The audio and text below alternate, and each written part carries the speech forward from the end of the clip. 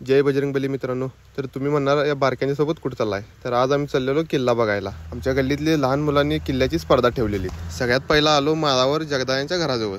तिथे 4-5 लहान मुलांनी किल्ले केलतीत बघा।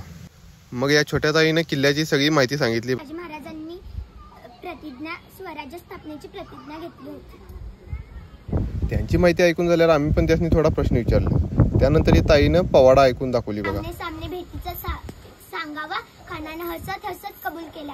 दिवस ठरला आणि ठरल्याप्रमाणे प्रतापगडच्या पायथ्याशी खान आला बेपमान नाही त्याला जाण शिवाजी राजाच्या करामतीची। पोवाडा झाल्यावर दोघांनी लाठीकाठीचा खेळ पण करून दाखवलीत बघा।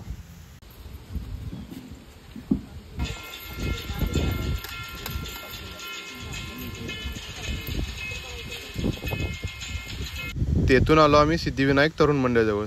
त्यांनी रायगड हा किल्ला बनवलेली। त्यांचीही माहिती ऐकून त्यांनी प्रश्न विचारून आम्ही आलो पुढच्या किल्ल्याजवळ। हा किल्ला बनवलेली राजे ग्रुपच्या पोरांनी। आल्या आल्या खानाचा कोथळा काढत्याला सीन बघूनच खूप भारी वाटलं।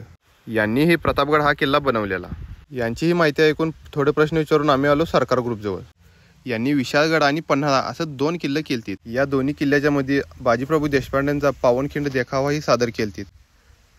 त्याचबरोबर मसाई पठार व त्यापुढे पन्हाळा असा हा खूप मोठा किल्ला होता।